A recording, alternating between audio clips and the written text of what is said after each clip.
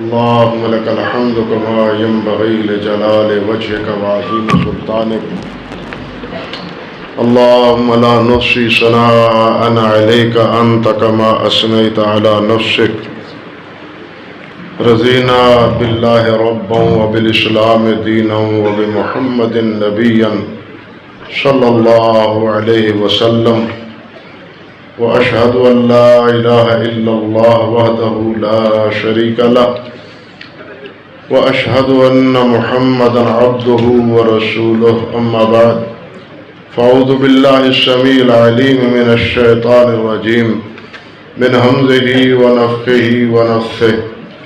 بسم الله الرحمن الرحيم. يا أيها الذين آمنوا اتقوا الله حق تقاته ولا تموتن إلا وأنتم مسلمون. يا أيها الناس اتقوا ربكم الذي خلقكم من نفس واحدة وخلق منها زوجها وبث منهما رجالا كثيرا ونساء واتقوا الله الذي تساءلون به والأرحام إن الله كان عليكم رقيبا. يا أيها الذين آمنوا اتقوا الله وقولوا قولا سديدا يصلح لكم أعمالكم ويغفر لكم ذنوبكم ومن يطع الله ورسوله فقد فاز فوزا عظيما. اللهم صل على محمد وعلى آل محمد كما صليت على إبراهيم وعلى آل إبراهيم إنك حميد مجيد. اللهم بارك على محمد وعلى آل محمد كما باركت على إبراهيم وعلى آل إبراهيم إنك حميد مجيد.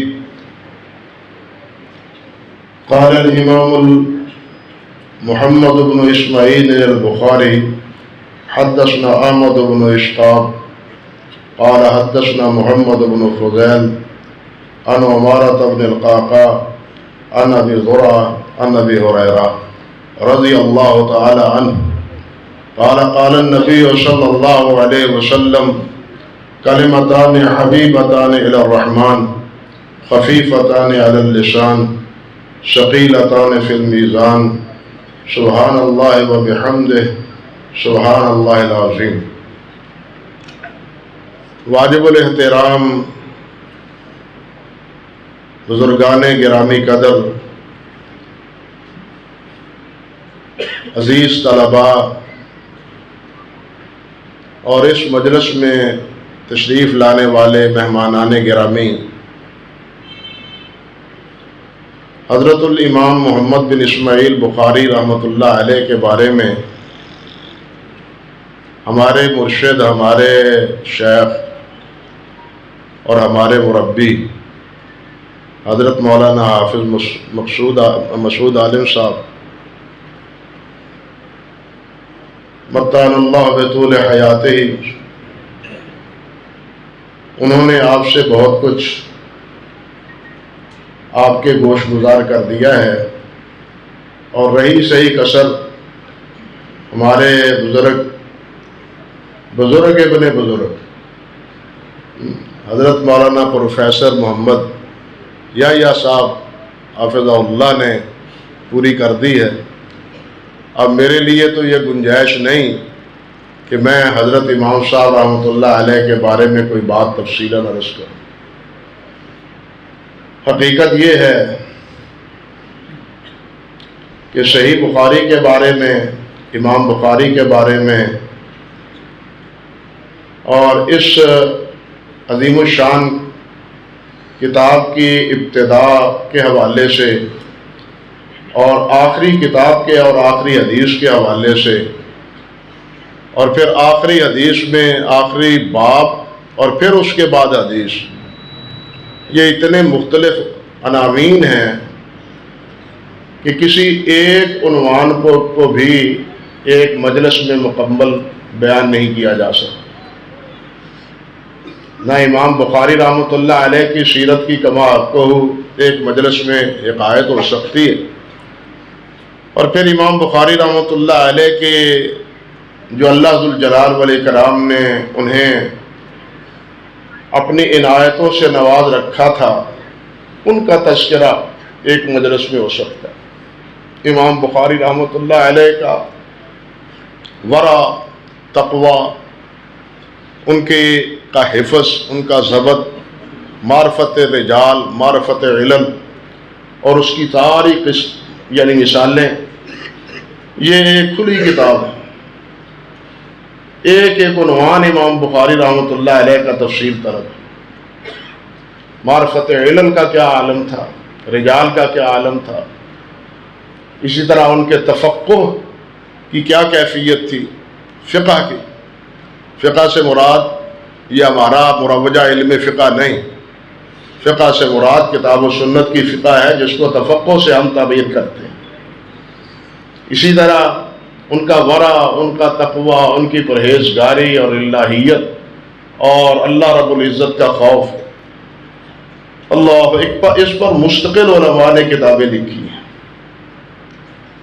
پھر جہاں تک صحیح بخاری ہے، امام بخاری رحمۃ اللہ علیہ سے پہلے بہت سی کتابیں اہل علم نے لکھی۔ یہ نہیں جس طرح کے اس دور کے منکرین حدیث نے ایک شور ڈالا ہے کہ یہ امام بخاری نے جناب 250 سال بعد نبی علیہ السلام کی حدیث کی کتاب کو ضبط کیا ہے۔ غلط ہے بالکل۔ شیخ مولانا مصطفیٰ اعظمی رحمۃ اللہ علیہ نے ایک کتاب لکھی ہے، طالب علموں سے عرض کروں گا، دراسات فی الحدیث۔ اس میں انہوں نے ثابت کیا ہے کہ حضرات صحابہ کرام رضوان اللہ علیہ مجمعین میں سے 52 صحابہ کرام تھے جنہوں نے احادیث کو لکھا ہے۔ کبار اور صغار تابعین کو اگر شمار کیا جائے تو ان کی کتابیں 152 ہیں، اور اگر تبع تابعین کی کتابیں جنہوں نے لکھی ہیں ان کا شمار 252 ہے۔ یہ کہنا کہ امام بخاری نے لکھی ہے یا امام مسلم نے لکھی ہے، یہ بہت بڑا جھوٹ ہے، فراڈ ہے۔ بلکہ صحابہ کرام نے اس کو لکھا ہے، تابعین نے لکھا ہے، تبع تابعین نے لکھا ہے۔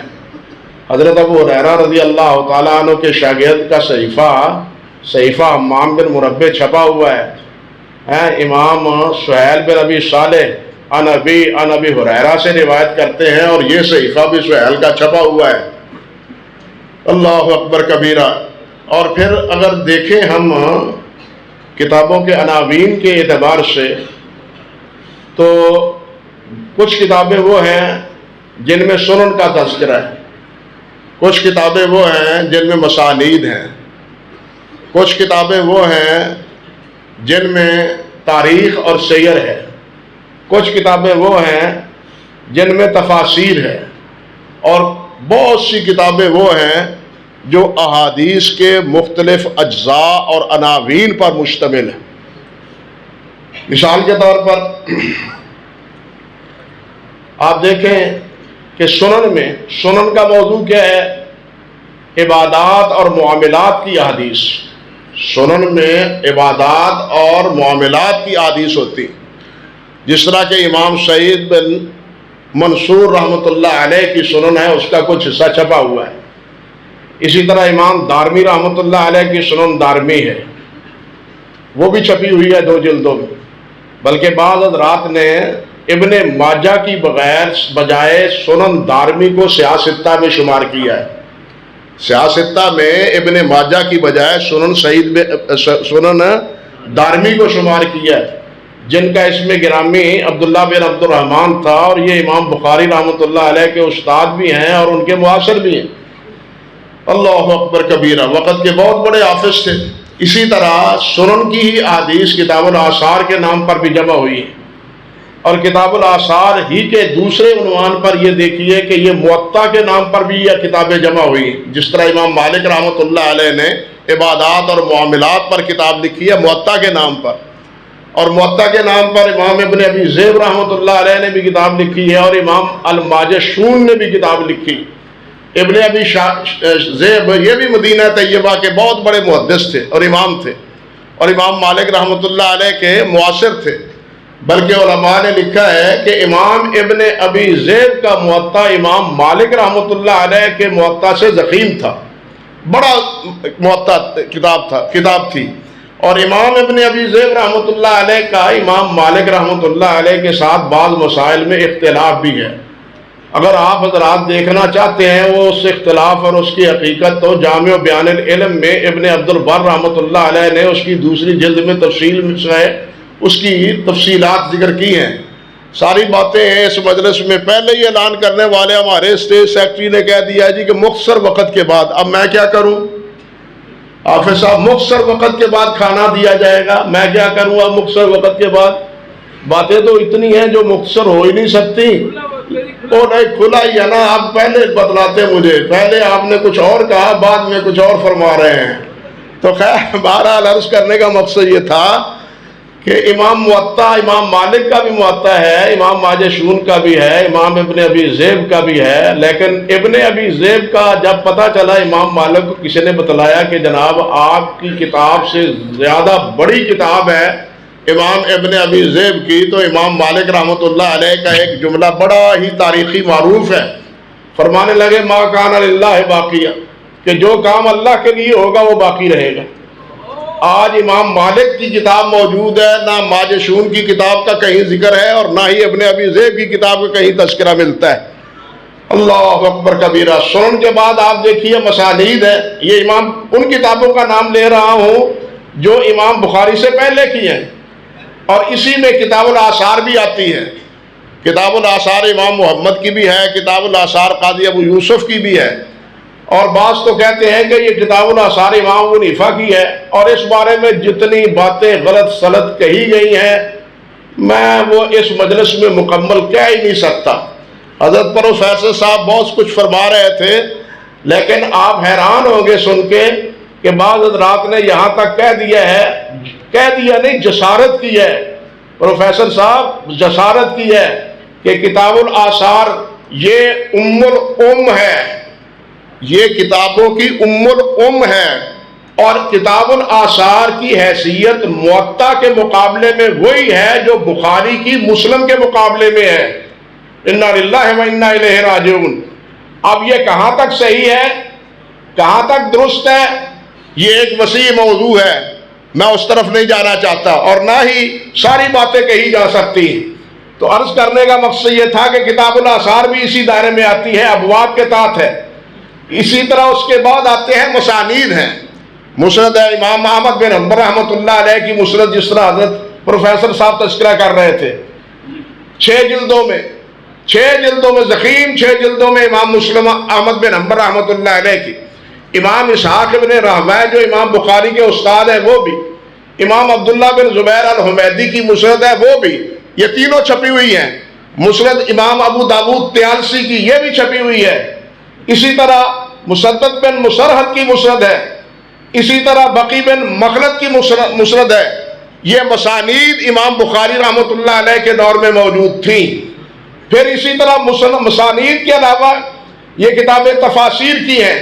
مثال کے طور پر امام مجاہد رحمۃ اللہ علیہ کی تفسیر اس وقت موجود تھی، امام سفیان ثوری کی تفسیر موجود تھی، امام سفیان بن عیینہ کی تفسیر موجود تھی، امام ابن جریج کی تفسیر موجود تھی، یہ کتابیں تفسیر، امام عبدالرزاق کی تفسیر موجود تھی۔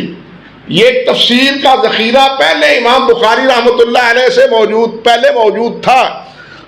یہاں ایک اور بھی ایک لطیفے کی بات ہے کہ امام ابن جریج رحمۃ اللہ علیہ ان کی جو کتاب التفسیر ہے وہ روایت کرتے ہیں اکثر و بیشتر عطا بن ابی رباح سے، اور عطا روایت کرتے ہیں اس تفسیر کو حضرت عبداللہ بن عباس سے، لیکن کتاب التوحید اپنے کتاب التفسیر میں امام بخاری رحمۃ اللہ علیہ 2 احادیث لائے ہیں، جس میں امام بخاری فرماتے ہیں کہ عطا اپنے ابن جریج ان عطا ان ابن عباس۔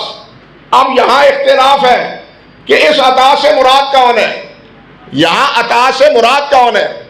یہ روایت وہ ہے جس میں آتا ہے کہ لات عزا منات ہبل یہ حضرت نوح علیہ السلام کی قوم کے صالحین تھے، ان کے مرنے کے بعد ان کے ناموں پر بت تراشے گئے، یہ ہے وہ روایت۔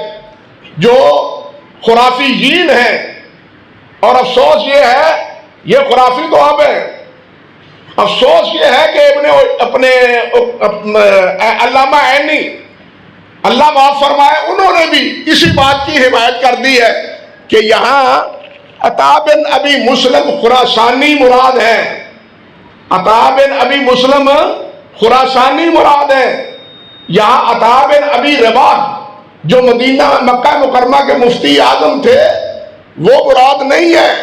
لیکن یہ بات غلط ہے۔ کیوں غلط ہے؟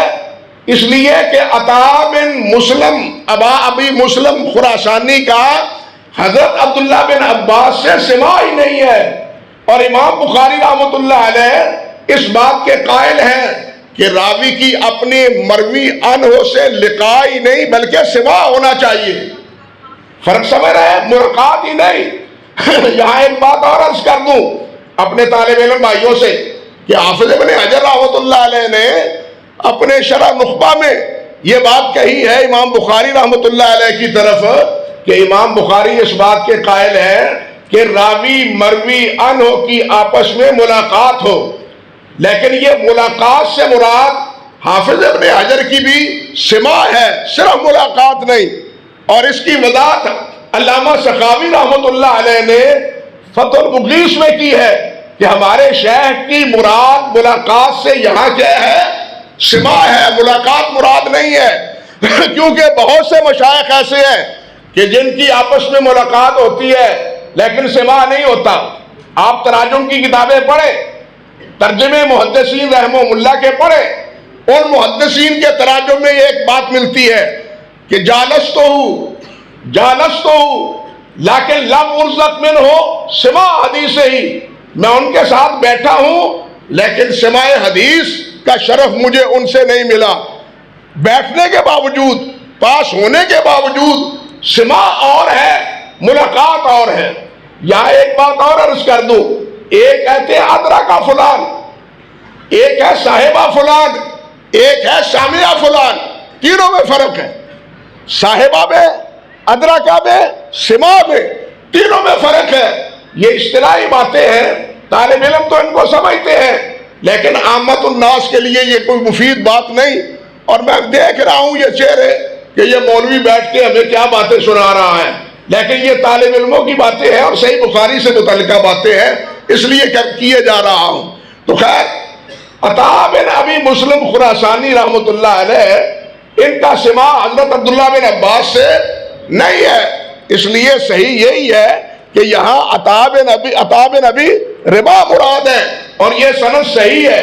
موجودہ خرافی بھی پورا زور لگاتے ہیں، میں کتابوں کا نام نہیں لینا چاہتا، حتیٰ کہ تفسیر کی کتابوں میں بھی اور حدیث کی شروع میں بھی وہ کہتے ہیں کہ یہ بخاری کی حدیث ضعیف ہے، یہ بخاری شریف کی حدیث ضعیف ہے، حالانکہ یہ بات بالکل غلط ہے۔ عطا بن ابی مسلم صحیح بخاری کا راوی ہی نہیں ہے، عطا بن ابی مسلم خراسانی صحیح بخاری کا راوی نہیں ہے، صحیح بخاری کا راوی عطا بن ابی رباح ہے رحمت اللہ علیہ۔ تو خیر عرض کر رہا تھا کہ ابن جریج اور ابن جریج کے علاوہ بھی امام عبدالرزاق کی کتاب التفسیر ہے، امام ابن ابی شیبہ کی کتاب التفسیر ہے۔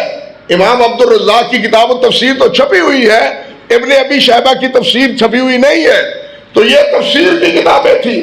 اسی طرح سیر اور تاریخ پر امام عروہ بن زبیر ان کی سیر کی کتاب ہے، یہ تابعی ہیں، یہ تابعی ہیں۔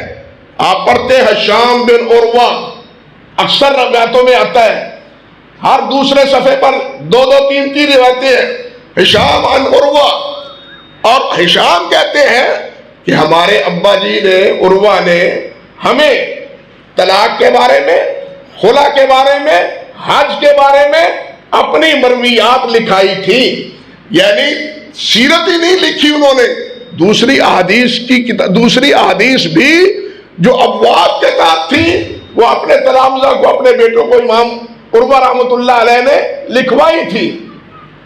امام عروہ کے علاوہ دیکھیے حضرت عثمان غنی رضی اللہ تعالیٰ عنہ کے بیٹے ہیں ابان بن عثمان رحمۃ اللہ علیہ نے بھی کیا کیا ہے؟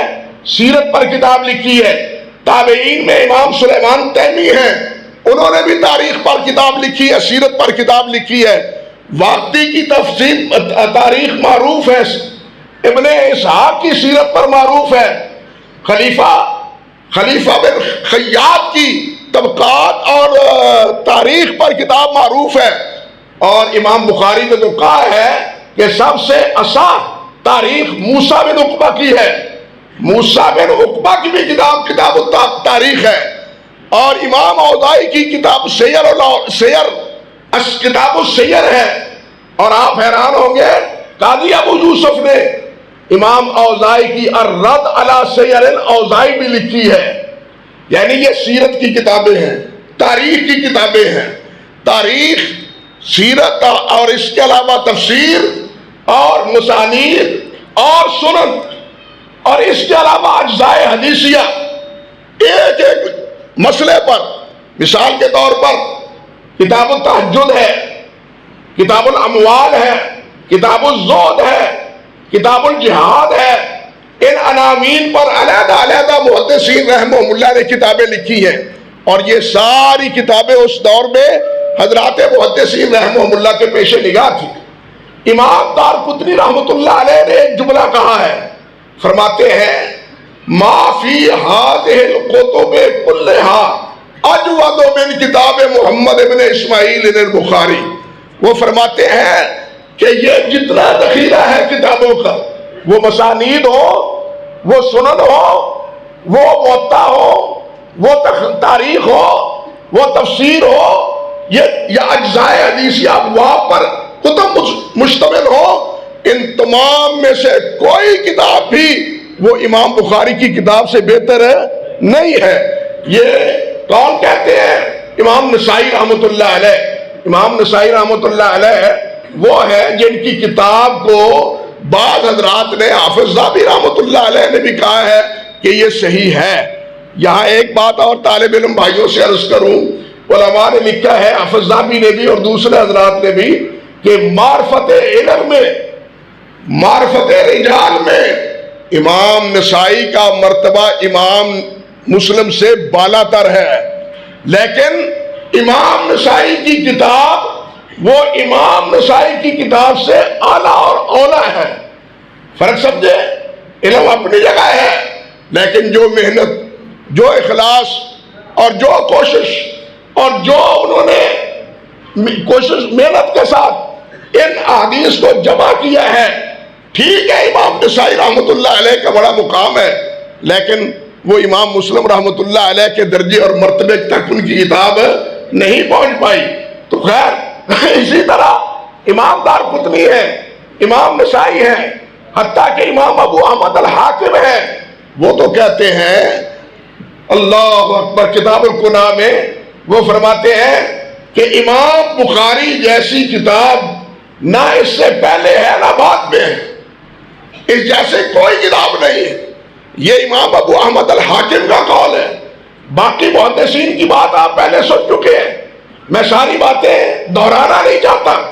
اب آگے دیکھیے، امام بخاری نے اس کتاب کو مرتب کیا ہے تو ابواب پر مرتب کیا ہے، ابواب پر مرتب کیا ہے، اور اس کتاب کو 97 کتب میں شمار کیا، 97 کتب، 3 کم 100 کتب، کتاب البدر الوائی، کتاب العلم، کتاب الایمان، کتاب العلم، کتاب الطہارہ، کتاب الصلاۃ، کتاب الزکوٰۃ، کتاب الحج، یعنی علیحدہ علیحدہ مسائل جو تھے وہ جیسے اجزاء میں تھے، امام بخاری نے گویا کہ انہی اجزاء کی نوعیت میں 97 کتابیں علیحدہ علیحدہ لکھی ہیں، اور ہر کتاب کے ساتھ پھر ابواب امام بخاری رحمۃ اللہ علیہ نے باندھ کے مسائل کو واضح کیا ہے۔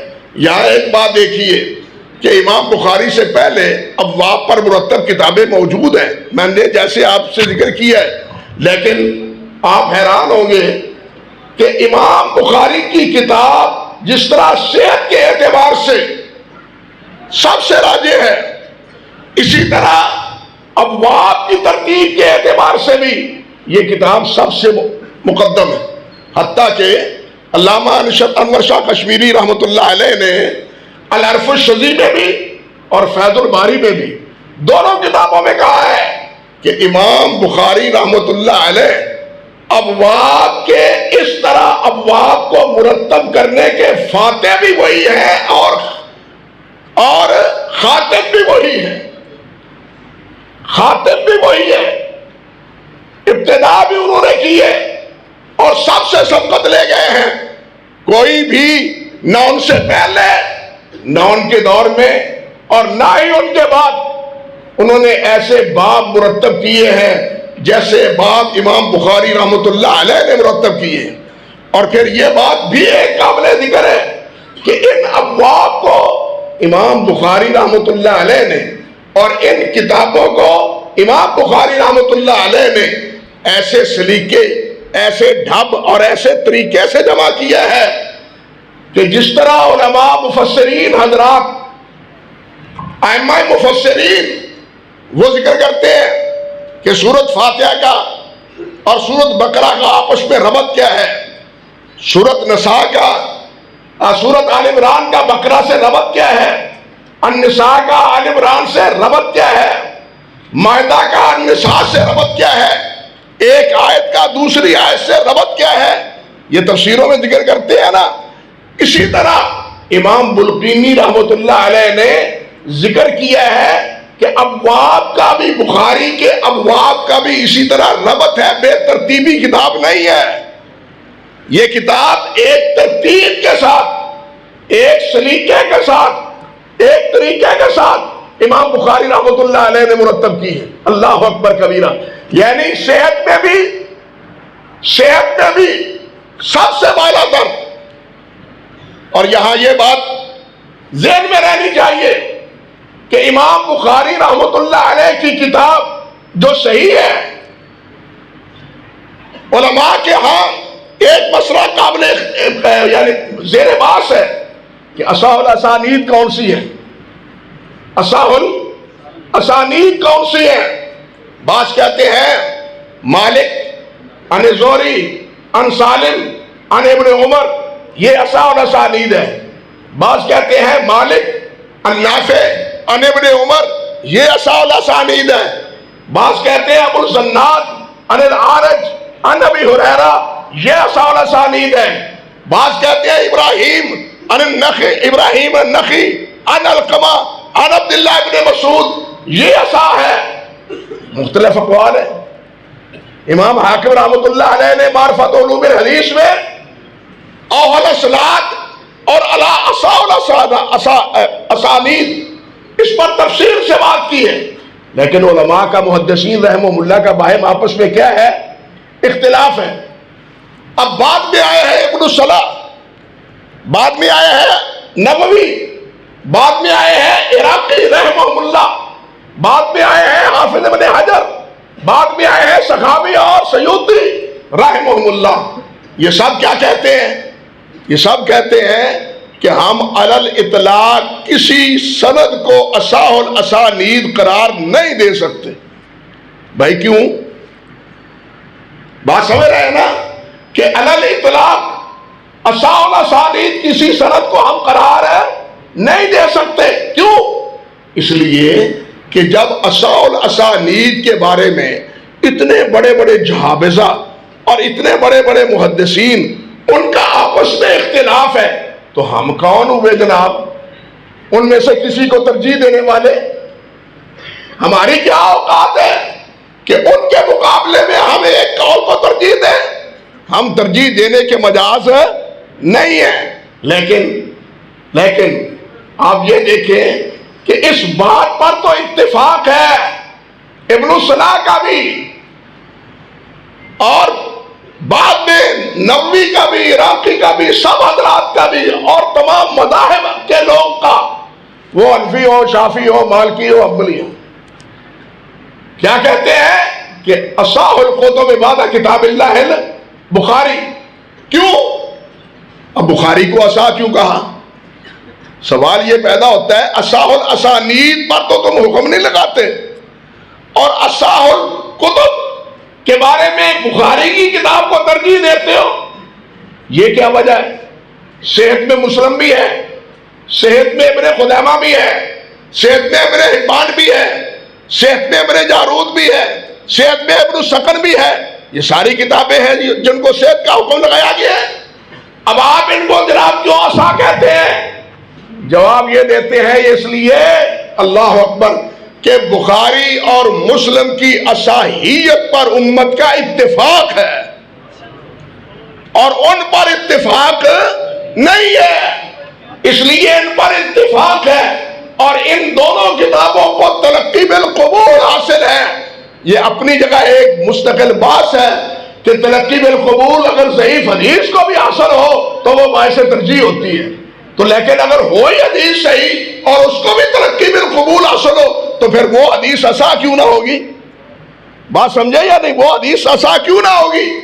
امام بخاری رحمۃ اللہ علیہ کے اصول ہیں، ان کے ضوابط ہیں، ان کے قواعد ہیں، اور ان کی کتاب سے وہ قواعد اور اصول مترشح ہوتے ہیں، اور ان کو صحیح بات ہے کہ اب میں بیان نہیں کر سکتا وقت کی کم دامنی کی وجہ سے، ورنہ امام بخاری رحمۃ اللہ علیہ نے تدلیس کے حوالے سے، اختلاط کے حوالے سے، اتصال سند کے حوالے سے، اور امام بخاری نے مختلف حدیث کے مختلف راوی کے حوالے سے، امام بخاری رحمۃ اللہ علیہ کا ایک مستقل منہج ہے، ایک مستقل اسلوب ہے. اللہ اکبر کبیرہ. اور اس اسلوب کو پرکھ کے، اس اسلوب کے تحت پھر امام بخاری رحمۃ اللہ علیہ نے اس کتاب کو مرتب کیا ہے.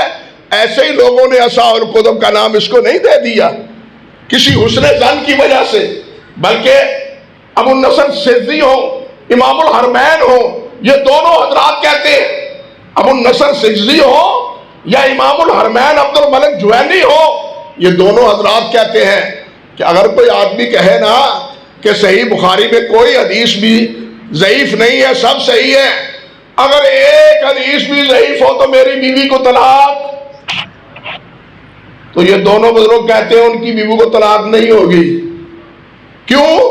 کہ صحیح بخاری میں ضعیف حدیث ہے ہی نہیں. جب صحیح بخاری میں ضعیف حدیث ہے ہی نہیں تو اس کی بیوی کو طلاق بھی نہیں ہوگی. اس سے آپ اندازہ کریں امت کے مشائخ اور علماء نے صحیح بخاری کا کیا مرتبہ اور کیا مقام رکھا ہے.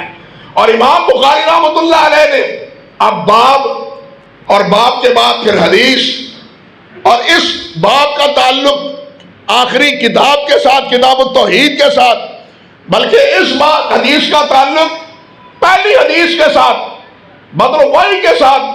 یہ تفاسیر علماء کرام بیان کرتے رہتے ہیں. اور ابواب کی کتاب، یہ جو باب باندھا ہے امام بخاری رحمۃ اللہ علیہ نے، یہ بذات خود ایک بحث ہے. باب قول اللہ نزل الموازین القسط لیوم القیامہ، یہ بجائے خود پورا باب ایک بحث طلب مسئلہ ہے، اور اس کے تحت کئی مسائل ہیں، لیکن میں ان کی طرف بھی آپ حضرات کو لے جانا نہیں چاہتا. میں صرف حدیث کے حوالے سے چند باتیں گزارش کر کے بات ختم کرتا ہوں. امام بخاری رحمۃ اللہ علیہ نے یہ حدیث ذکر کی احمد بن اشقاب سے. اللہ اکبر کبیرہ. یہ جو حدیث آخری ہے، یہ امام بخاری رحمۃ اللہ علیہ نے 3 جگہ ذکر کی ہے، اور 3 جگہ پر ایک جگہ امام قتیبہ بن سعید استاد ہے، دوسری جگہ امام زہیر بن حرب استاد ہے، اور تیسری جگہ یہ ہے احمد بن اشقاب جہاں استاد ہے. اب سوچنے کی بات یہ ہے کہ قتیبہ بن سعید بہت بڑے وقت کے محدث تھے، جو امام احمد کے بھی استاد ہے، علی بن مدینی کے بھی استاد ہے، ابو زرع اور ابو حاتم کے بھی استاد ہے، یحییٰ بن معین کے بھی استاد ہے، اصحاب صحاح 6 کے استاد ہیں سوائے امام نسائی کے، اصحاب 5 کے یہ استاد ہے، اور ثقہ محدثین میں شمار ہوتے ہیں قتیبہ بن سعید رحمۃ اللہ علیہ. بلکہ حافظ نے لکھا ہے ثقۃ ثقہ ہے اور ثبت ہے. قتیبہ بن سعید رحمۃ اللہ علیہ خود فرماتے ہیں کہ میں ابتدائی زندگی میں فقہ اہل الرائے، یعنی اہل الرائے کی کتابیں پڑھتا تھا، رائے کی، قیاس کی. ایک دفعہ مجھے خواب آیا، خواب میں کیا دیکھتا ہوں کہ ایک توشہ دان ہے اوپر سے نیچے آ رہا ہے، توشہ دان ہے اوپر سے نیچے آ رہا ہے، لوگ اٹھ اٹھ کے اس کو پکڑنا چاہتے ہیں لیکن وہ کسی سے پکڑا نہیں جاتا۔ میں نے اچھلا اور اس توشہ دان کو پکڑا اور اوپر چڑھ گیا۔ میں نے کہا کہ یہ خواب کیسا ہے؟ میں معبر کے پاس گیا، تعبیر کرنے والے سے، میں نے جا کہا کہ جناب مجھے یہ خواب آیا ہے۔ تو وہ کہنے لگا بیٹا رائے کو چھوڑ دو، مشرق و مغرب میں جس کی روشنی ہے وہ کتاب و سنت ہے، کتاب و سنت کو اپنا اوڑھنا بچھوڑنا بڑھاؤ، رائے کو چھوڑ دو۔ رائے کی روشنی کیا ہے؟ وہ آفاقی نہیں ہے، وہ علاقائی ہے۔ رائے کی روشنی علاقائی ہے، وہ افاقی نہیں ہے۔ اور یہاں مجھے وہ امام بخاری رحمۃ اللہ علیہ کے بارے میں حافظ ابن حجر رحمۃ اللہ علیہ کی بات یاد آئی، جو فرماتے ہیں محمد ابن اسماعیل ابراہیم بالبردسبہ ابو عبداللہ البخاری الجوفی جبل الحفظ امام الدنیا فی فقہ الحدیث، امام الدنیا فی فقہ الحدیث۔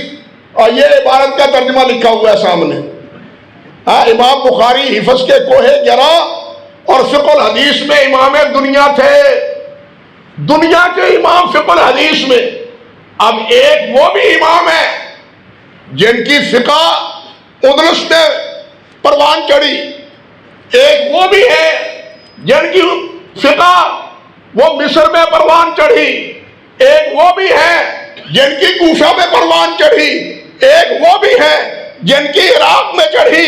لیکن محمد بن اسماعیل کی یہ کتاب جو فقہ اور حدیث کی ہے، اس کا چرچا پوری دنیا میں ہے، پوری دنیا میں۔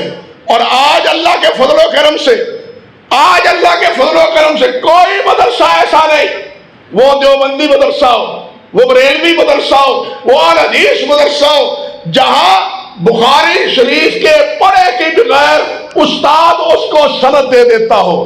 استاد تب اس کو سند دیتا ہے جب طالب علم بخاری شریف پڑھ لیتا ہے، اس کے بعد اس کو۔ اور حدیث پڑھانے والے مسلم پڑھانے والے بھی ہیں، ترمذی ابو داؤد پڑھانے والے بھی ہیں، موطا اور نسائی ابن ماجہ پڑھانے والے بھی ہیں، لیکن شیخ الحدیث کون ہے؟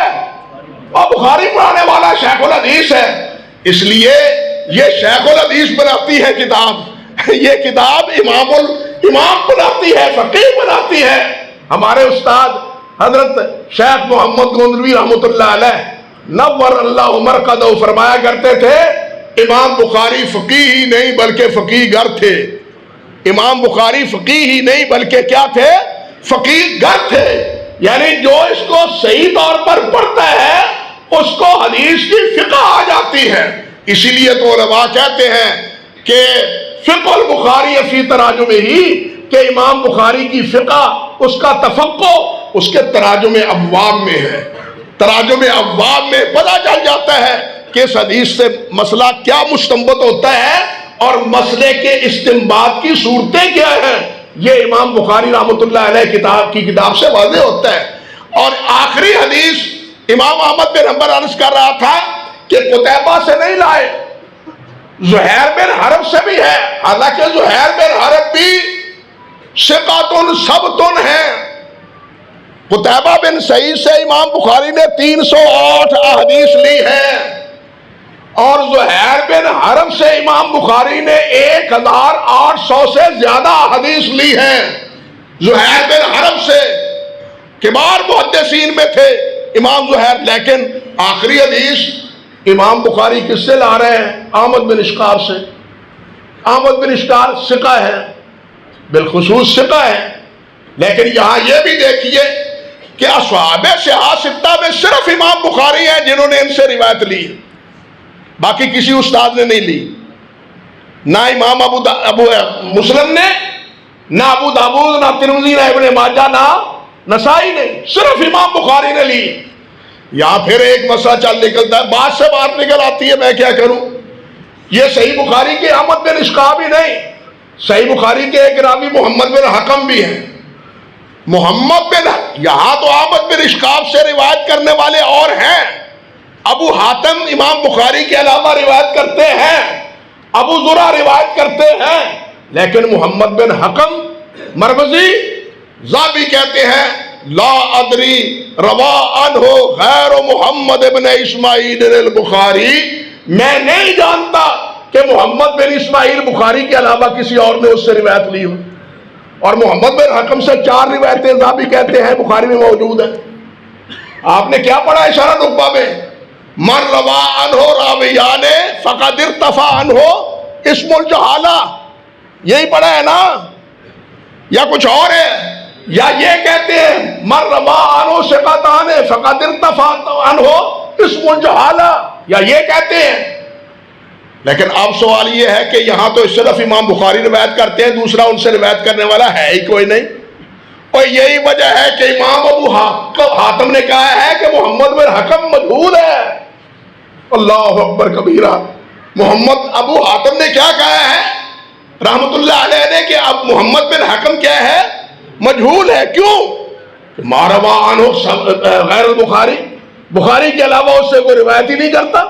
اللہ اکبر کبیرہ، لیکن یہ محمد بن حکم کے بارے میں یہی بات نہیں، اور رفع جہالت کے لیے یہی اصول نہیں ہے، بلکہ ایک اصول اور بھی ہے جس کا تذکرہ علامہ ابن رجب رحمۃ اللہ علیہ نے شرح الحدیث للترمذی میں کیا ہے۔ وہ کہتے ہیں کہ شعیب بن یعقوب بن شعیب رحمۃ اللہ علیہ نے امام یحییٰ بن معین سے پوچھا، امام یعقوب بن شیبہ جو علل کے امام ہیں، انہوں نے امام یحییٰ بن معین سے پوچھا اور کیا کہا کہ جی راوی کی رفع جہالت کے لیے شرط کیا ہے؟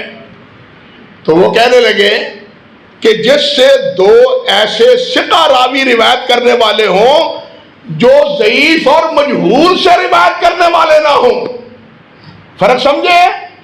مثال دی، جس طرح عامر شابی ہیں، جس طرح عامر شابی ہیں، یا جس طرح محمد بن سیرین ہیں، وہ ضعیف اور مجہول سے روایت نہیں کرتے، ایسے 2 راوی روایت کرنے والے ہوں تو اس راوی کی جہالت مرتفع ہوتی ہے۔ اور اگر ابو اسحاق جیسے سماک بن حرب جیسے ہیں جو مجہول سے بھی اور ضعیف راویوں سے بھی روایت کرتے ہیں، تو ایسے 2 راویوں کی روایت راوی کی عدالت کے لیے کافی نہیں ہے۔ لیکن یہاں پھر مسئلہ ہے کہ امام بخاری رحمۃ اللہ علیہ کہ یہ استاد محمد بن حکم ان سے تو روایت ہی ایک کرتا ہے صرف امام بخاری، تو پھر اس کا حکم کیا ہوا اور صحیح بخاری کی حدیثوں کا حکم کیا ہوا؟ بات سمجھے نا، صحیح بخاری کی حدیثوں کا حکم کیا ہوا؟ اللہ زابی کہتے ہیں رحمت اللہ علیہ الموقظہ میں فرماتے ہیں کہ امام بخاری جن راویوں سے روایت لیتے ہیں اپنی صحیح میں، وہ راوی سب ثقہ ہیں، ان پر کسی قسم کا جہالت یا ان پر کسی قسم کی جرح کا اطلاق درست نہیں ہے۔ کیوں؟ امام بخاری کے نزدیک صحیح بخاری میں راوی کی عدالت شرط ہے، امام بخاری کے نزدیک عدالت کی شرط کیا ہے؟ شرط ہے راوی کے لیے، راوی عادل بھی ہو، راوی ضابط بھی ہو، سند متصل بھی ہو، شاذ بھی نہ ہو اور معلل بھی نہ ہو۔ یہ شرطیں ملحوظ رکھتے ہیں امام بخاری صحیح حدیث کی تعریف میں۔ اللہ اکبر کبیرہ، اس لیے یہ محمد بن حکم کیا ہے؟ یہ مجہول نہیں بلکہ ثقہ ہے۔ اور اسی طرح کی ایک مثال اور بھی سن لیں، شجاع بن ولید ہے، یہ بھی صحیح امام بخاری کا راوی ہے، صحیح بخاری کا استاد ہے شجاع بن ولید۔ آپ حیران ہوں گے، تقریب میں حافظ کہتے ہیں، تقریب میں مقبول، تقریب میں حافظ کیا کہتے ہیں؟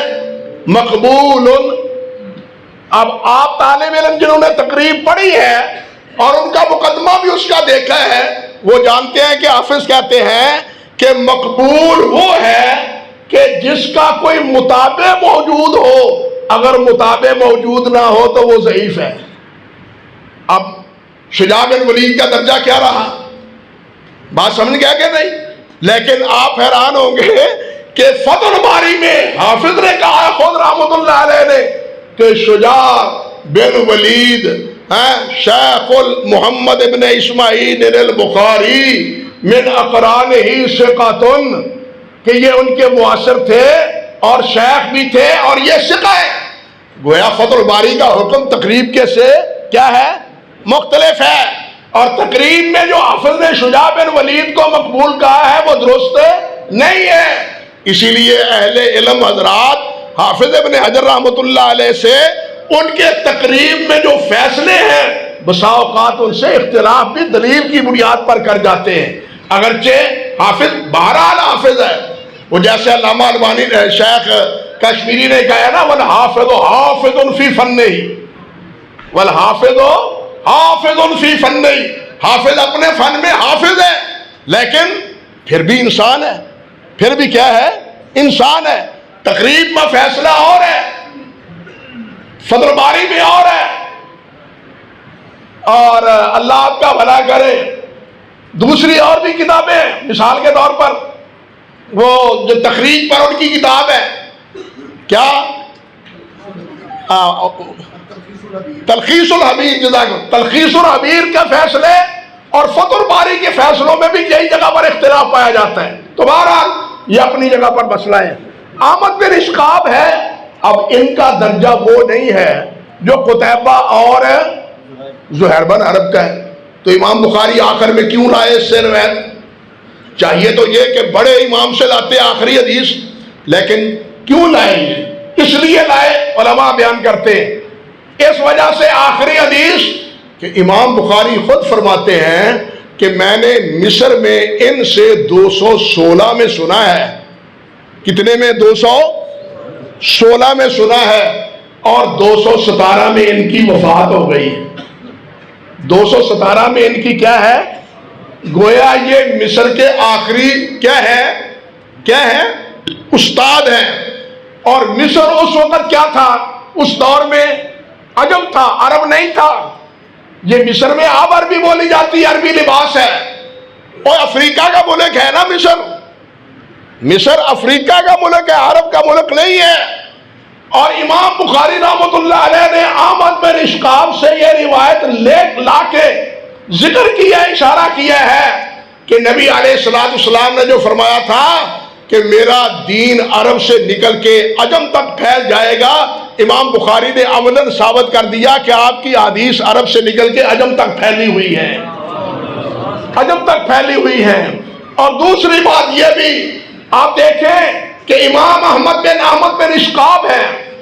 احمد مادہ کیا ہے احمد کا؟ حمد۔ پہلی حدیث کیا ہے؟ حدثنا حمیدی، عبداللہ بن زبیر نہیں کہا، صحیح نسخے کے مطابق حدثنا حمیدی کا ہے۔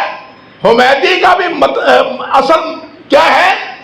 حمد ہے، یعنی ابتدا بھی اور انتہا بھی ایسے استاد سے کی ہے کہ جن کے نام میں حمد شامل ہے۔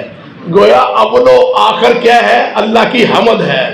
اول و آخر کیا ہے؟ لہ الحمد اولا و آخرا۔ قرآن مجید میں بھی ہے نا، اول و آخر کس کی حمد ہے؟ اللہ وحدہ لا شریک کی حمد ہے۔ اللہ اکبر۔ اور پھر یہاں یہ بھی دیکھیے کہ امام بخاری نے عبداللہ بن زبیر سے کیوں روایت لی ہے؟ حمیدی سے پہلی روایت کیوں لی ہے؟ امام مالک سے کیوں نہیں لی؟ امام مالک کے واسطے سے کیوں نہیں لی؟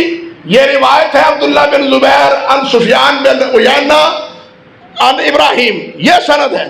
لیکن امام سفیان بن عیینہ کے مطابق مالک بھی ہے۔ کتاب العلم میں امام مالک کی روایت بواسطہ کان بھی امام بخاری نے ذکر کی ہے۔ پہلی روایت امام مالک سے کیوں نہیں لائے؟ حمیدی سے کیوں لائے ہیں؟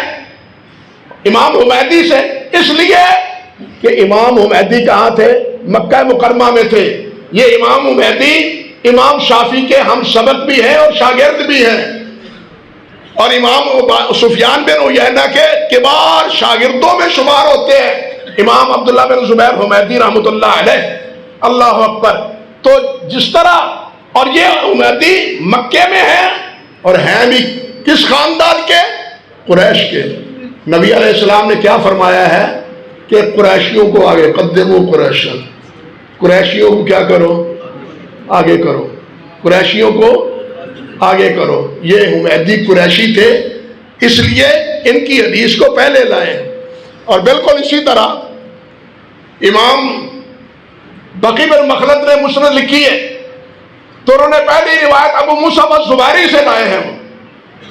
امام یحییٰ لیثی جو موطا کے راوی ہیں، یہ بھی موطا کے راوی ہیں۔ ابو مصعب یہ بھی موطا کے راوی ہیں، امام لیثی یہ بھی موطا کے راوی ہیں۔ امام لیثی کے دونوں بیٹے بقی بن مخلد کے پاس گئے، بقی بن مخلد رحمۃ اللہ علیہ کے پاس، کہنے لگے تم نے کیا ظلم کیا ہمارے ساتھ، اور ہمارے باپ سے روایت کیوں نہیں لی ابتدا میں؟ ہمارے باپ سے روایت کیوں نہیں لی ابتدا میں؟ ہمارے باپ میں کون سی کمی تھی یحییٰ لیثی میں، یحییٰ بن ابی یحییٰ لیثی رحمۃ اللہ علیہ میں؟ تو امام بقی بن مخلد نے کیا جواب دیا؟ کہنے لگے اس لیے لایا ہوں ان کی روایت کہ ابو مصعب زہری قریشی ہیں۔ ابو مصعب زہری کون ہیں؟ قریشی ہیں، اور نبی علیہ الصلوۃ والسلام نے کیا فرمایا ہے کہ قریشیوں کو کیا کرو؟ مقدم آگے کرو۔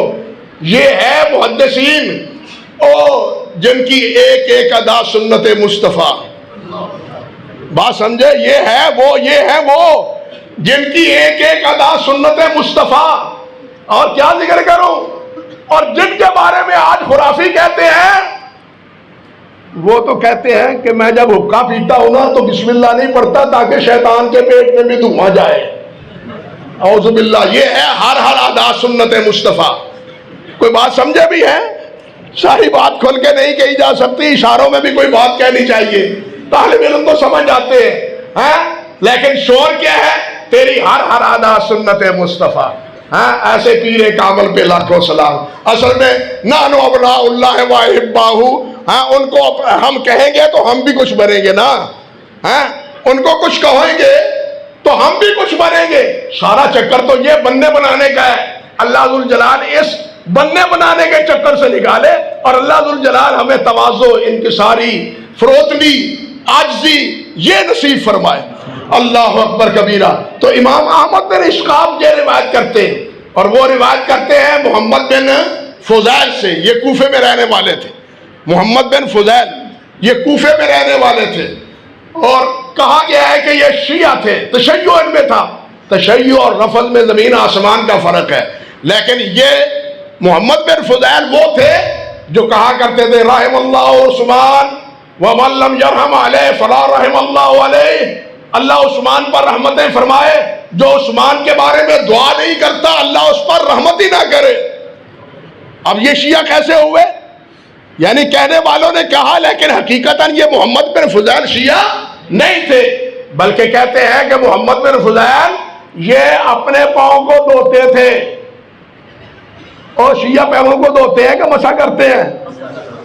یہ اپنے پاؤں کو دھوتے تھے، اور یہ نماز میں بسم اللہ آہستہ پڑھتے تھے۔ اللہ اکبر، یہ جارن نہیں پڑھتے تھے، آہستہ پڑھتے تھے۔ کیوں؟ کہ کوفے میں روافض کی علامت تھی کہ وہ ہمیشہ بسم اللہ جارن پڑھتے تھے۔ روافض نماز جاری میں ہمیشہ بسم اللہ جارن پڑھتے تھے، یہ ان کی علامت تھی۔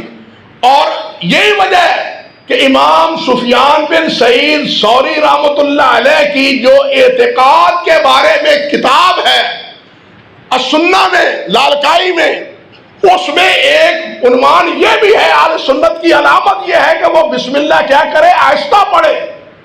کون کہتے ہیں؟ سفیان بن سعید ثوری، یہ بھی کوفے میں تھے، اور یہ کوفے کے بارے میں یہ کہہ رہے ہیں کہ یہاں بسم اللہ آہستہ پڑھنی چاہیے۔ کن کی مخالفت میں؟ رافضیوں کی مخالفت میں۔ تو محمد بن فضیل یہ تھے، اور وقت کے حافظ تھے، وفات میں شمار ہوتے تھے۔ آگے ہے عمارہ بن قعقاع۔ عمارہ بن قعقاع یہ بھی کبار محدثین میں شمار ہوتے ہیں، حتیٰ کہ ابراہیم نخعی رحمۃ اللہ علیہ وہ کہا کرتے تھے کہ مجھے احادیث عمارہ کی سنایا کرو، کیونکہ میں نے دیکھا کہ ان کی احادیث وہ بیان کرتے ہیں، تو 2 سال کے بعد بھی انہوں نے وہی روایت بیان کی، تو میں اسی طرح وہ روایت بیان کرتے۔ اور عمارہ بن قعقاع روایت کرتے ہیں ابو زرع سے، اور یہ ابو زرع راضی نہیں ہے، بلکہ ابو زرع بن عمر بن جریر بن عبداللہ بجلی رضی اللہ تعالی عنہ، جریر بن عبداللہ بجلی رضی اللہ تعالی عنہ، جن کے بارے میں کہا جاتا ہے کہ یوسف هذه الامہ، حضرت جریر بن عبداللہ کے بارے میں لکھا ہے یوسف هذه الامہ، اس امت کے اتنے خوبصورت تھے کہ یوسف تھے گویا کہ، اللہ اکبر کبیرہ۔ تو یہ ابو زرع ہے، اور یہ طالب علموں سے یہ بھی علم ہے کہ جس طرح معرفت اسماء یہ ایک مستقل فن ہے، اسی طرح معرفت کنہ، معرفت انساب، معرفت انساب یہ بھی ایک مستقل فن ہے۔ امام ذابی رحمۃ اللہ علیہ، علامہ ذابی رحمۃ اللہ علیہ ایک دفعہ ملاقات کے لیے گئے امام ابن دقیق العید کے پاس، ابن دقیق العید کے پاس، جو بہت بڑے محدث بھی تھے، فقیہ بھی تھے، بلکہ کیا تھے؟ مجتہد تھے۔ کیا ذکر کروں کہ الامام کے ساتھ مالکیوں نے کیا کیا؟ چھوڑے ان تذکروں کو، یہ بڑی تکلیف دہ صورتحال ہے جو ان کی کتاب الامام والامام سے کیا ہے مالکیوں نے۔ اسی امام ابن دقیق العید کی کتاب کے ساتھ امام ابن دقیق العید نے بھی پوچھا من کون؟ تو حافظ ذہبی کہتے ہیں ذہبی عثمان الذہبی، تو فرمانے لگے بتلاؤ من ابو محمد الہلالی۔ اب دیکھیے امتحان قرآن کا ہو رہا ہے، اسماء کا نہیں، یہ مستقل ایک فن ہے۔ ابن دقیق کہتے ہیں بتلاؤ من ابو محمد الہلالی، تو ذہبی کہتے ہیں ہوا سفیان ابن عیینہ، تو ابن دقیق العید کہتے ہیں انتا ذہبی، تو واقعی ذہبی ہے، تو واقعی ذہبی ہے۔ تو یہ معرفت کنہ بجائے خود ایک مسئلہ ہے، ایک فن ہے، اور پھر کنہ مفردہ، کنہ مجردہ، کنہ بالاسماء، یہ تین علیحدہ علیحدہ کنہ کی کیفیتیں اور نوعیتیں ہیں۔ ابو زرع روایت کرتے ہیں آگے حضرت ابو ہریرہ رضی اللہ تعالی عنہ سے، حضرت ابو ہریرہ رضی اللہ تعالی عنہ جو ان کا مقام صحابہ کرام میں ہے، اور صحابہ کرام رضوان اللہ علیہ مجمعین جو ان کو سمجھتے تھے اور جو ان کی خدمات ہیں، اس پر تو صحیح بات ہے ایک پوری مجلس چاہیے، لیکن اس مجلس میں میں اس حوالے سے کوئی بات نہیں کہہ رہا، قاصر ہوں وقت کی تنگ دامنی کی وجہ سے کہ حضرت ابو ہریرہ کے بارے میں کوئی بات کہوں، ورنہ صحیح بات ہے کہ مستقل موضوع ہے حضرت سیدنا ابو ہریرہ ہیں۔ صحابہ، تمام صحابہ کرام رضوان اللہ علیہ مجمعین سے محبت ہمارے ایمان کا حصہ ہے، اور صحیح مسلم میں ہے کہ نبی علیہ السلام نے فرمایا ابو ہریرہ ہر ایمان والا تو اس سے محبت کرے گا۔ ہمارے دلوں میں ابو ہریرہ سے محبت ہے۔ ابو زرع کہتے ہیں ہر ایمان والا ابو ہریرہ سے محبت کرتا ہے، اور ہر بدعتی ابو ہریرہ سے بغض رکھتا ہے۔ بدعتی ابو ہریرہ سے کیا کرتا ہے؟ بغض رکھتا ہے، اور ہر مسلمان مومن وہ ابو ہریرہ سے کیا کرتا ہے؟ محبت کرتا ہے۔ اللہ ذوالجلال تمام صحابہ سے اور حضرت ابو ہریرہ سے محبت ہمارے دل میں جاگزین فرمائے۔ اسی میں اکتفا کرتا ہوں، آگے چلیے۔ ابو ہریرہ فرماتے ہیں رضی اللہ تعالی عنہ قال النبی صلی اللہ علیہ وسلم کلمتان حبیبتان الی الرحمن، دو کلمے ہیں جو حبیب ہیں، پیارے ہیں رحمان کو، دو کلمے، یہ کلمہ نابی نہیں بلکہ دو بول، بامانہ کلام، کلمۃ الیوم، اخبار میں بھی لکھتے ہیں کلمہ توحید، کلمہ شہادت، لا الہ الا اللہ کہتے ہیں نا، لا الہ الا اللہ محمد رسول اللہ، کلمہ توحید، اشہد ان لا الہ الا اللہ وحدہ لا شریک، حالانکہ یہ کتنا بڑا ہے لیکن ہے کلمہ، با معنی عبارت کو کلمہ کہتے ہیں۔ تو یہاں کلمتان دو کلمے ہیں، حبیبتان، حبیبتان محبوب نہیں، حبیبتان۔ حافظ ابن قیم رحمۃ اللہ علیہ نے بڑی عجیب بات کہی ہے، وہ کہتے ہیں حبیب وہ ہوتا ہے کہ جس میں ایسے افعال اور اوصاف پائے جائیں جن سے انسان محبت کرے۔ بات سمجھو، حبیب وہ ہوتا ہے جس سے ایسے افعال اور ایسے اوصاف سرزد ہوں کہ خود دوسرا یار اتنا محبت کریے، یہ بڑا چنگا ہے، بڑا اچھا ہے، یہ آیا صفتان ہے، یہ ہے حبیب۔ اور محبوب وہ ہوتا ہے جس سے کوئی محبت کرے، خواہ محبوب اس سے محبت کرے یا نہ کرے، یہ اس سے محبت کرے۔ اور کہتے ہیں حبیب ابلغ ہے محبوب سے،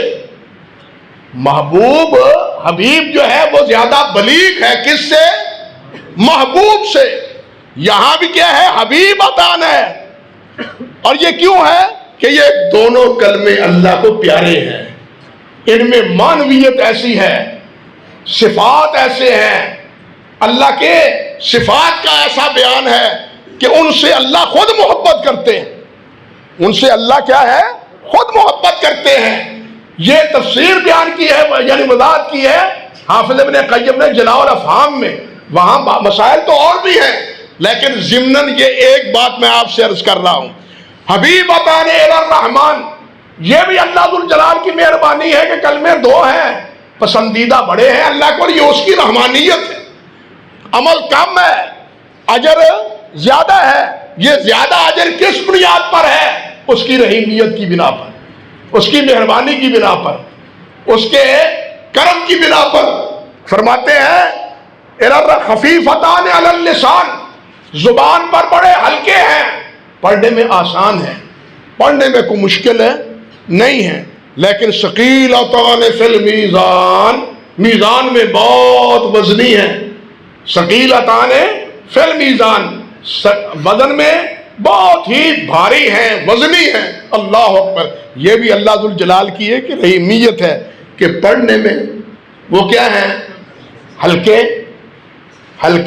اب چاہیے تو جو ہلکا ہو ان کا وزن بھی ہلکا، بھائی جو ہلکا ہو اس کا وزن بھی ہلکا، لیکن یہاں عمل ہلکا، وزن اس کا بہت بھاری۔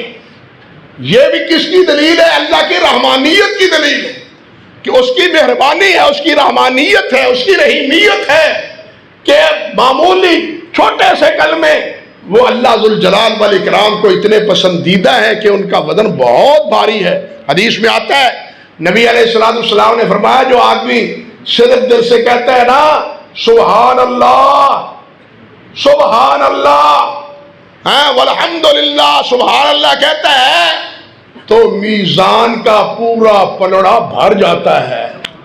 وہ میزان کا کلمہ پلڑا جس میں فرماتے ہیں کہ ساتوں زمینیں اور ساتوں آسمان سما سکتے ہیں اور سما جاتے ہیں، اور جب انسان صدق دل سے ایک بار کہتے ہیں سبحان اللہ تو وہ پلڑا نیکیوں سے بھر جاتا ہے۔ اللہ اکبر، سبحان اللہ، اللہ پاک ہے کس سے؟ اللہ ہر عیب سے، ہر نقص سے، ہر کمزوری سے۔ اسبح اللہ سبحانہ، گویا میں اللہ کی تسبیح بیان کرتا ہوں کہ اللہ کیا ہے؟ پاک ہے ہر نقص سے، ہر عیب سے۔ اسی کو کہتے ہیں صفات جلال، کہ اللہ جیسا کوئی نہیں۔ جس طرح قرآن میں آتا ہے لیس کمثلہ شیء، اللہ جیسا کوئی بھی نہیں۔ لا یسأل عنہ لا یسأل عما یفعل وہم یسألون، اللہ سے کوئی پوچھنے والا نہیں، اللہ سب سے پوچھے گا۔ اللہ وہ ہے جو یکتا ہے، اللہ وہ ہے جو ایک ہے، احد ہے اور واحد ہے۔ احد ہے اور واحد ہے، احد ایک ہے اور اکیلا ہے۔ بات سمجھو، اللہ ایک ہے اور اکیلا ہے، اور اسی کی یہ صفت ہے کہ وہ اکیلا ہونے کے ساتھ ساتھ قہار بھی ہے۔ قرآن مجید میں جہاں قہار کا ذکر آیا ہے وہاں واحد القہار آیا ہے۔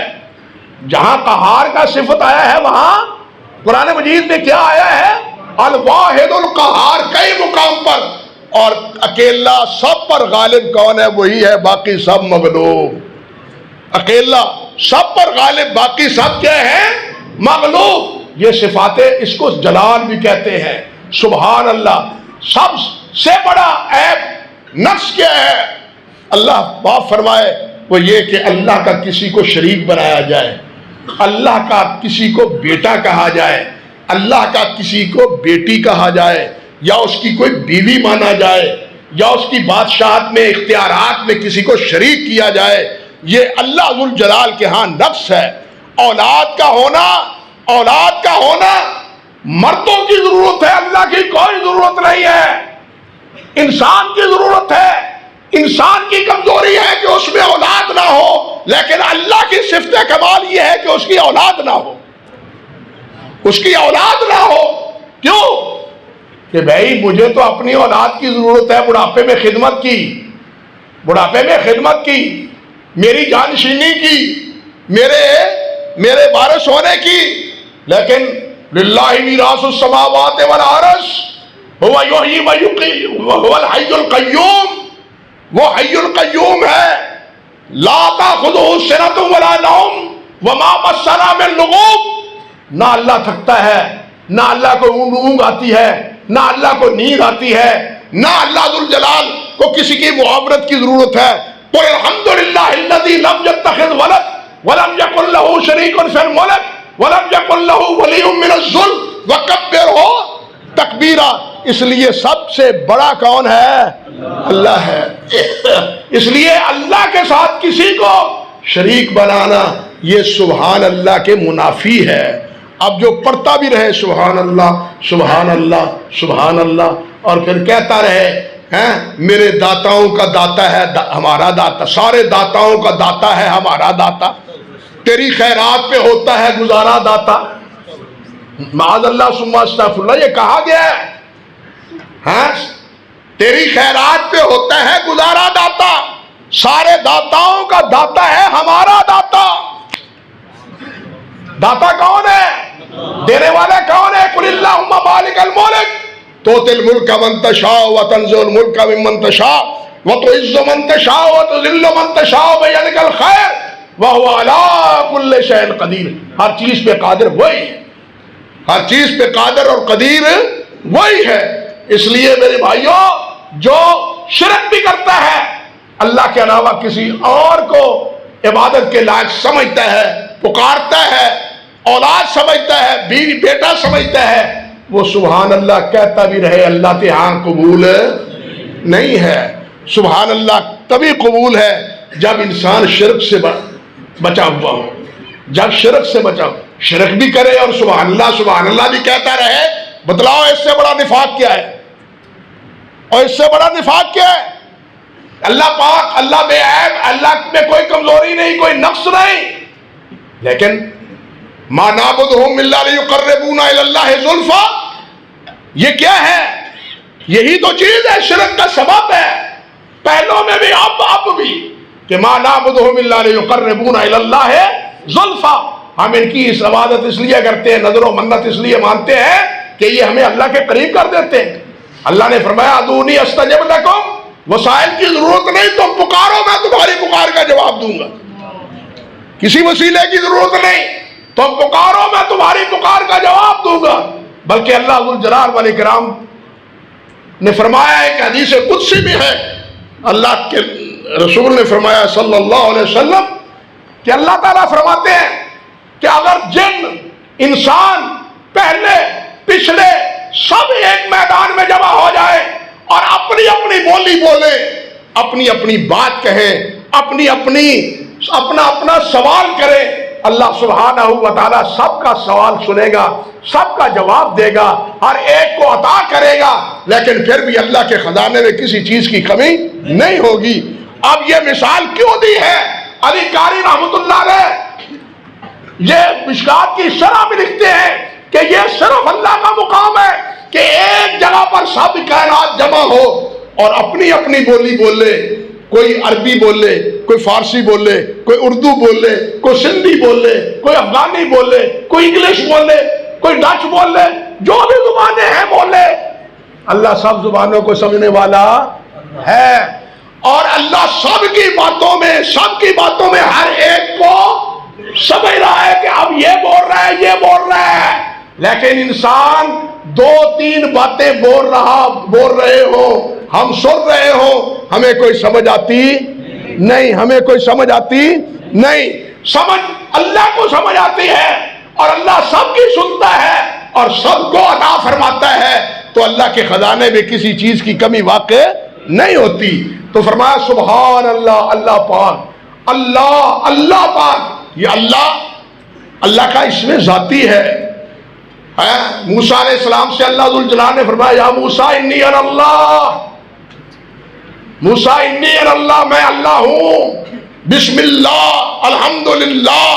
یہ اللہ ہے، اللہ ہے. بعض نے کہا ہے کہ اللہ بھی مشتق ہے، لیکن نہیں، راجح بات یہی ہے کہ اللہ کا اسم خود ذاتی ہے اور یہ کسی اور لفظ سے مشتق نہیں ہے. صحیح راجح قول سیوے نے بھی یہی کہا ہے کہ یہ مشتق نہیں ہے. آپ دیکھیں الحدیث میں کیا آتا ہے کہ اللہ کے 99 نام ہیں. اللہ کے کتنے ہیں؟ اللہ کے اس سے بھی زیادہ ہیں. میں صرف ایک استشہاد کے طور پر عرض کر رہا ہوں کہ اللہ کے نام ہیں. کسی میں یہ تو نہیں کہ رحمان کے نام اتنے ہیں، رحیم کے نام اتنے ہیں، غفار کے نام اتنے ہیں، عزیز کے ہے. اللہ کے نام ہیں، اللہ کے نام. یہ سب نام کس کے ہیں؟ اللہ کے. اور یہاں یہ بھی کہ یار الرحمن الرحیم الغفار، یہ سب الف لام سے آتے ہیں. لیکن جس وقت ندا کی صورت میں ہو، یا رحمان یا رحیم، اللہ جب کہیں گے تو یا اللہ ہی کہیں گے، یا اللہ ہی کہیں گے. اگر الف لام جو ہے وہ معرفہ کا ہوتا تو یہاں بھی وہ اڑ جاتا، جس طرح الرحمن اور رحیم میں اڑ گیا ہے. اس لیے یہاں اللہ نفس کلمہ کا ہے، یہ تعریف کے لیے نہیں ہے. بات سمجھے یا نہیں؟ یہ نفس کلمے کا ہے. تو خیر اللہ جو ہے یہ اللہ کا ذاتی نام ہے. باقی جتنے بھی نام ہیں وہ اللہ سبحانہ و تعالیٰ کے صفاتی نام ہیں. البتہ بعض حضرات نے کہا ہے کہ رحمان بھی اللہ ذوالجلال کا ذاتی نام ہے. قل ادعوا اللہ او ادعوا الرحمن ایما تدعوا فلہ الاسماء الحسنی. ایک قول یہ بھی ہے، لیکن راجح وہاں بھی یہی ہے کہ رحمان بھی اللہ کا صفاتی نام ہے. اور حل تعلم لہ سمیہ، رحمان وغیرہ تو نام رکھے گئے ہیں، اللہ کا کسی نے نام اللہ، سمجھے بات، اللہ کسی کا نام نہیں ہے. باقی صفاتی نام ہیں، اگرچہ وہاں بھی عبد الرحمن ہی کہنا چاہیے. یہاں ایک بات اور عرض کروں، او بھائیو، اچھے بھلے پڑھے لکھے پتہ نہیں کیا ہو جاتا ہے، وہ کیا کہیں گے عبد الرحمن، عبد الرحمن. اور رحمان کو کیوں بگاڑتے ہو؟ سمجھے ہو بات؟ عبد الرحمن، عبد الرحمن نہیں، عبد الرحمن کہا کرو. عبد الرحمن، عبد الرحمن نہیں. ہمارے ہاں چل نکلی ہے یہ ریت، کیا نام ہے؟ عبد الرحمن. وہ جیسے احسن کو احسن، احسن، یہ بھی غلط ہے. اور بھی بہت سے نام ہیں. یوسف کو یوسف کہتے ہیں، یونس کو یونس کہتے ہیں. اس طرح کی بہت سی غلطی ہے جو ہم نام لیتے ہیں. تو اللہ تعالیٰ ہمیں سمجھ عطا فرمائے، اللہ کا نام نہ بگاڑو. الرحمن، بسم اللہ الرحمن. ہم کہتے ہیں تبارک الذی بیدہ الملک، چگے بھلے پاک کہتے ہیں اللہ تبارک و تعالیٰ نے فرمایا. اللہ اکبر کبیرہ. اور قرآن میں ہے تبارک الذی بیدہ، تبارک الذی، راہ پر کیا ہے؟ زبر ہے. ہم کیا کہتے ہیں؟ اللہ تبارک و تعالیٰ نے فرمایا. بھائی طالب علم بھائیو، ہمیں تو یہ غلطی نہیں کرنی چاہیے نا. لیکن چنگے والے اسٹیج پر کھڑے ہوئے علماء کرام بھی خیال نہیں کرتے، غفلت کا شکار ہو جاتے ہیں. تو بہرحال ہمیں احتیاط کرنی چاہیے. تو اللہ کا لفظ جو ہے نا، اللہ کا اسم ذاتی ہے. سبحان اللہ ہے وا بحمدہ، وا بمانا ما، اللہ کی حمد کے بغیر، اللہ کی حمد کے ساتھ. سبحان کلمہ ہے، تنزیہ ہے، اور حمد یہ ہے اللہ ذوالجلال کہ وہ حمد اس کو کہتے ہیں جو کسی کی ذاتی تعریف ہو، ذاتی اوصاف ہو. جس کے ذاتی اوصاف، اللہ کے جتنے اوصاف ہیں کیا ہیں؟ ذاتی ہیں، اور وہ دائمی ہیں، ہمیشہ کے لیے ہیں، ہمیشہ کے لیے ہیں، ابتدا سے انتہا تک. ہاں، اللہ اکبر کبیرہ. یہاں ایک اور وہم ہے لیکن اس کو چھوڑتا ہوں. بہرحال سبحان اللہ ہے وبحمدہ، سبحان اللہ العظیم. دوسرا کلمہ جو جس کے اوصاف ذاتی ہیں اور ہر عیب اور نقص سے پاک ہے، عظیم بھی، بڑا بھی، وہی ہے، باقی سب کیا ہیں؟ چھوٹے ہیں۔ یہاں عظیم اور اکبر میں پھر ایک تفصیل ہے، لیکن اس کو بھی چھوڑتا ہوں۔ یہاں دیکھیے حدیث میں جو آیا، یہاں نبی علیہ السلام نے فرمایا کہ کلمتان حبیبتان الی الرحمن، تو حدیث میں آتا ہے نبی علیہ السلام نے فرمایا، حضرت ابو ذر فرماتے ہیں رضی اللہ تعالیٰ عنہ، ایک حدیث میں آتا ہے کہ آپ نے فرمایا ابو ذر میں تمہیں ایسے کلمات نہ سکھاؤں جو اللہ تعالیٰ کو بہت محبوب ہے، احب الکلام الی اللہ؟ تو میں نے کہا نام یا رسول اللہ علمنی، حضور ہاں مجھے سکھائیے۔ تو آپ نے فرمایا وہ ہے سبحان اللہ و بحمدہ۔ اور ایک حدیث میں آتا ہے کہ وہ کلمات ہیں جو اللہ نے فرشتوں کو الہام کیے ہیں کہ یہ میری ان کلمات سے تسبیح بیان کرو۔ اللہ کے فرشتوں نے کیا کہا تھا؟ اللہ کے نحنو نسبح بحمد، نحنو نسبح بحمدک، فرشتوں نے کیا کہا تھا اللہ ذوالجلال کے سامنے؟ نحنو نسبح بحمدک۔ اللہ ذوالجلال نے کیا فرمایا ہے؟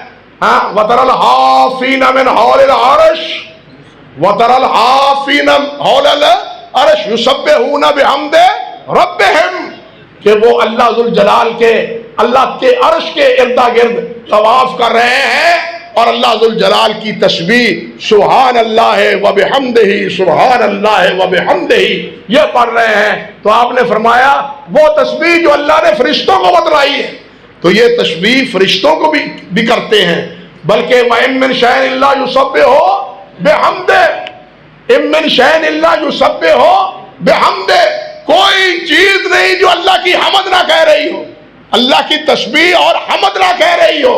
یہاں پھر ایک مسئلہ ہے کہ ہر تسبیح تحمید حمد نہیں ہوتی، ہر تسبیح حمد نہیں ہوتی، تسبیح کے ساتھ حمد ہو تو تب ہی صحیح طور پر حمد ہے۔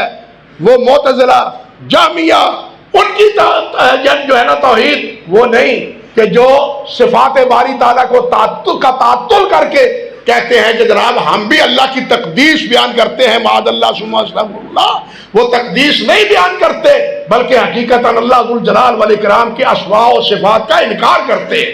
تو خیر اللہ ذوالجلال والاکرام کے پیارے پیغمبر صلی اللہ علیہ وسلم نے فرمایا کہ یہ اللہ نے یعنی تسبیح الہام کی ہے فرشتوں کو بھی، اور اللہ نے بھی یہ فرمایا کہ میرے فرشتے یہ تسبیح پڑھتے ہیں، بلکہ ہر چیز یہ تسبیح پڑھتی ہے، ہر چیز۔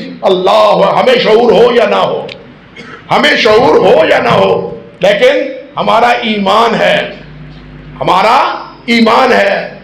بلکہ حافظ ابن حجر ابن کثیر رحمۃ اللہ علیہ نے بڑی لطیف بات کہی ہے، وہ فرماتے ہیں اور پہاڑوں سے آواز آتی تھی حضرت سلیمان علیہ داؤد علیہ السلام کی تسبیح کے ساتھ، اس میں اتنی ندرت نہیں ہے، کیونکہ پہاڑوں میں تو شگاف ہوتے ہیں، غار ہوتے ہیں، جگہ ہوتی ہیں خالی، آواز آئے تو اس سے ٹکرا کے آواز محسوس ہونے لگتی ہے، لیکن چھوٹی چھوٹی کنکریاں وہ تو ٹھوس ہوتی ہیں، اللہ کے رسول ہاتھ میں پکڑتے تھے تو ان سے تسبیح کی آواز آتی تھی۔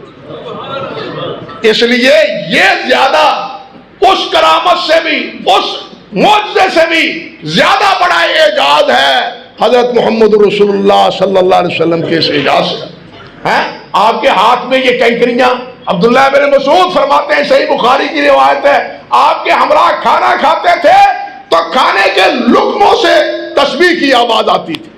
جب ان سے تسبیح کی آواز آتی ہے تو پھر ان من شیء الا یسبح بحمدہ ہی کوئی اجنبے کی بات نہیں ہے۔ اس پر اور بھی بہت سی مثالیں اور شواہد موجود ہے، لیکن ساری باتیں جیسے میں نے پہلے کہا وہ حکایت نہیں کی جا سکتی۔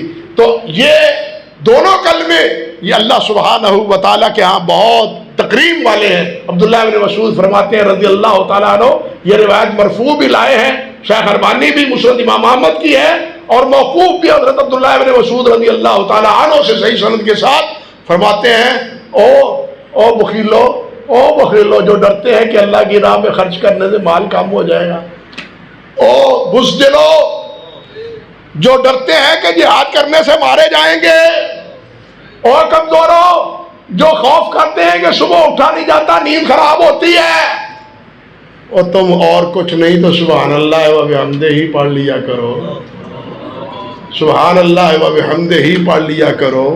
فرماتے ہیں کہ اللہ تعالیٰ کے ہاں یہ کلمے پڑے ہوئے پہاڑ سونے کے خرچ کرنے سے بھی بہتر ہے۔ پہاڑ سونے کے خرچ کر دیں تو ان سے بھی بہتر ہے سبحان اللہ و بحمدہ ہی۔ یہ ہے ثقیلتان فی المیزان۔ اللہ سبحانہ و تعالی یہ، اور پھر امام صاحب نے یہ حدیث لائے ہیں، کیوں لائے ہیں؟ وزن اعمال آخر میں کیوں باب ذکر کیا ہے؟ پھر یہ تسبیح آخر میں کیوں ذکر کی ہے؟